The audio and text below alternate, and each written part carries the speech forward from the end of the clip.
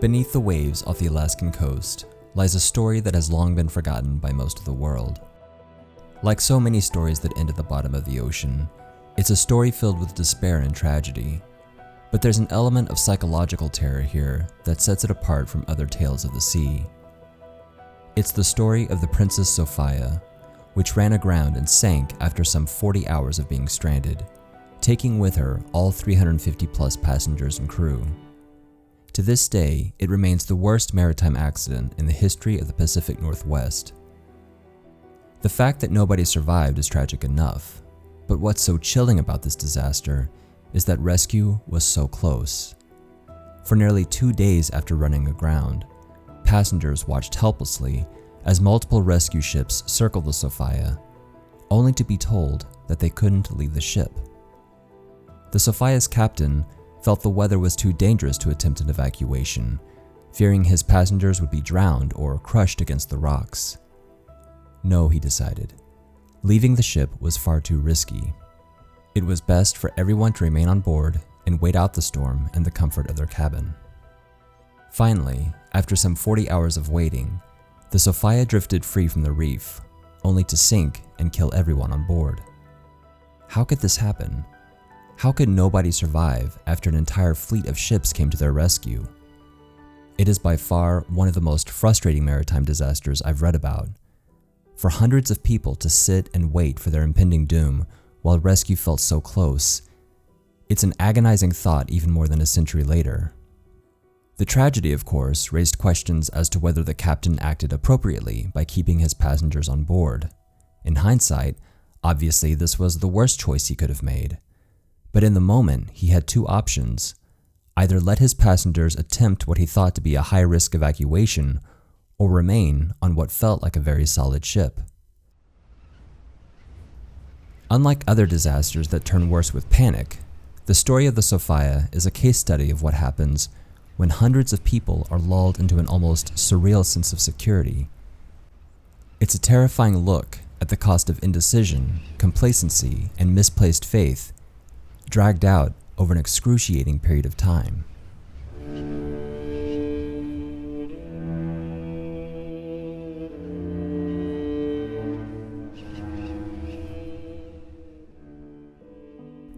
The SS Princess Sophia was one of 4 similar ships built by the Canadian Pacific Railway, or CPR.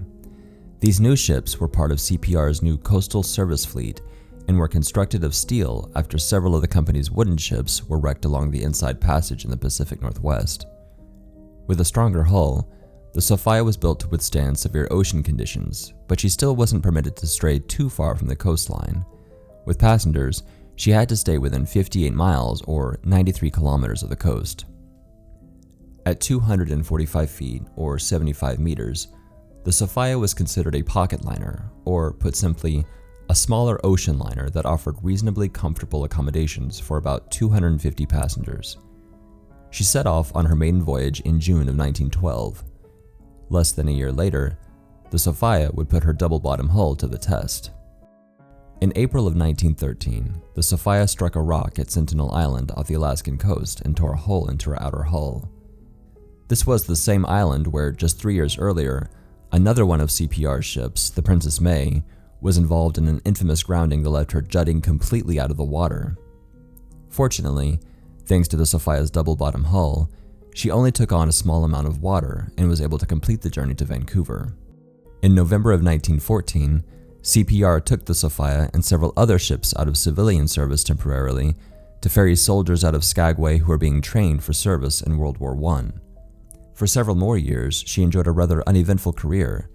That is until October of 1918, when she would once again fall victim to the rocky coastline so prevalent along the Lynn Canal. Only this time, her steel hull would prove to be no match against the forces of nature. On October 23, 1918, the Sophia arrived in Skagway, Alaska, where passengers and crew boarded for the return voyage to Vancouver. This was to be one of the Sophia's last scheduled voyages for the season, and passengers were eager to get out of Alaska before winter. As one might suspect, winter in Alaska is no picnic, and the village of Skagway had lost its luster among prospectors who had failed to strike it rich during the Klondike Gold Rush more than a decade before. Still, a few determined miners would often come to Skagway during the summer months with their families, hoping that this would be their lucky season. But even the prospect of gold wasn't enough to keep them around in winter. They were tired and cold, and it was time to head south before the last boat left for the season. Unfortunately, there was to be a delay. Several crew members had come down with the flu, and so the captain of the Sophia had to canvass the streets of Skagway to find replacements. Finally, around 10 o'clock that night, the fully booked Sophia left port with more than 350 passengers and crew.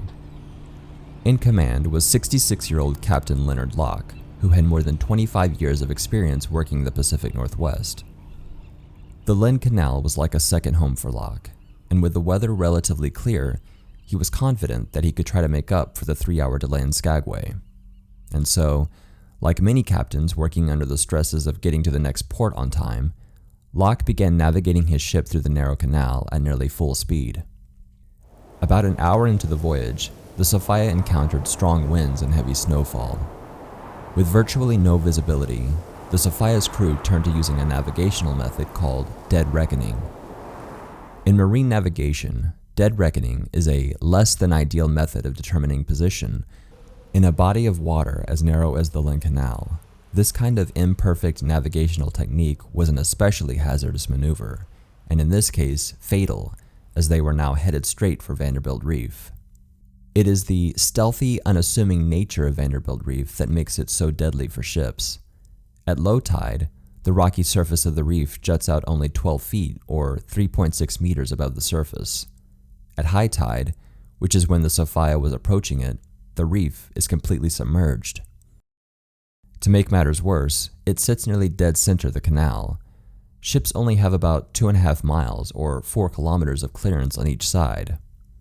A year before, the Canadian Pacific Railway had submitted a request to have a light put on the reef to help their ships better navigate around it, but the request was denied due to funds being diverted for the war effort. Instead, an unlit buoy was the only indicator of the reef. Around 2 a.m. on October 24th, as the Sophia plowed blindly forward at about 11 knots, she struck Vanderbilt Reef, throwing passengers out of their beds and sending a shockwave of panic throughout the ship. A distress signal was immediately sent to Juneau, and within about 20 minutes, a rescue fleet was organized to assist the stranded ship. Meanwhile, on board the Sophia, passengers mulled about in various stages of unrest. Some were more concerned about their predicament than others. Passenger Oris McQueen wrote to his mother describing the situation after the collision. The letter was later found on his body. 2 women fainted, and one of them got herself into a black evening dress and didn't worry over who saw her putting it on, he wrote.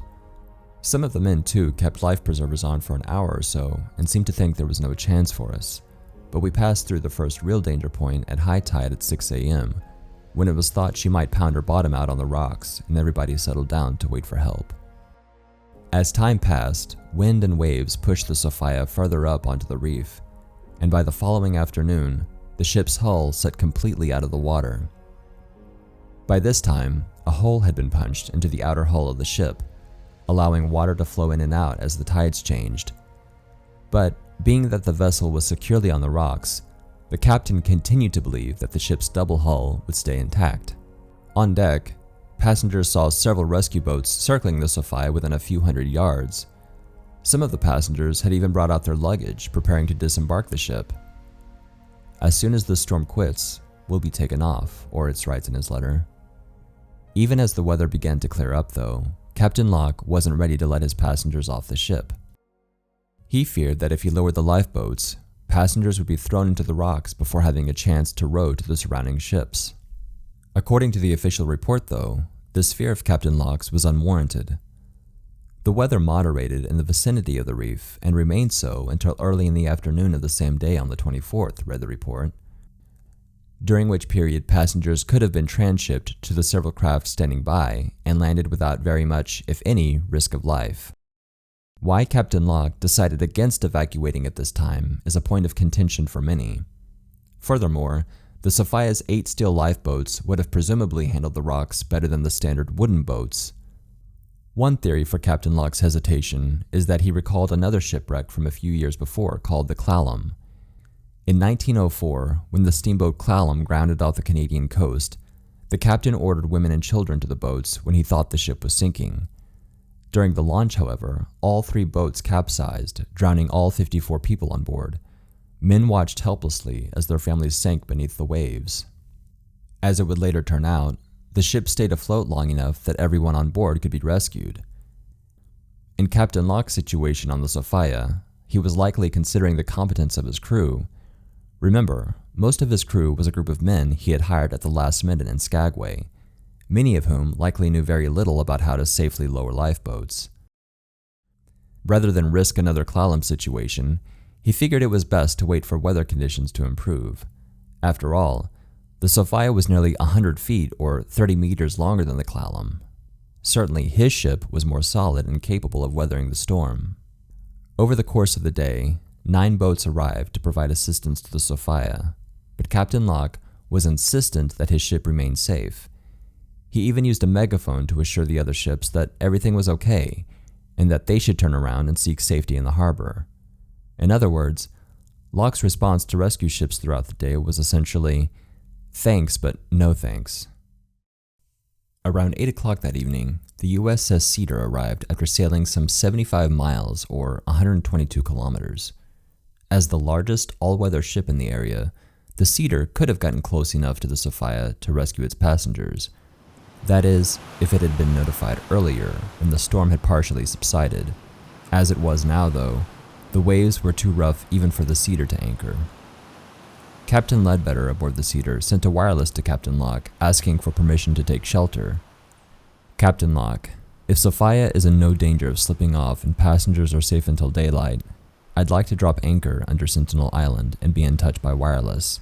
If you think necessary, I can remain underway all night." To which Captain Locke basically responded, "Sure, you can go, but do you think she'll back off the rock at the next high water?" To which Ledbetter seems to evade Locke's question by saying, "Look, it's really rough out here and I can't make anchor, but I think your passengers are perfectly safe until the wind moderates." And with that, the Cedar left the Sophia as waves continued to batter the stranded ship. On board the Sophia, passenger morale sunk to an all-time low. In a letter to his fiancée, passenger Jack Maskell wrote, "My own dear sweetheart, I'm writing this dear girl while the boat is in grave danger.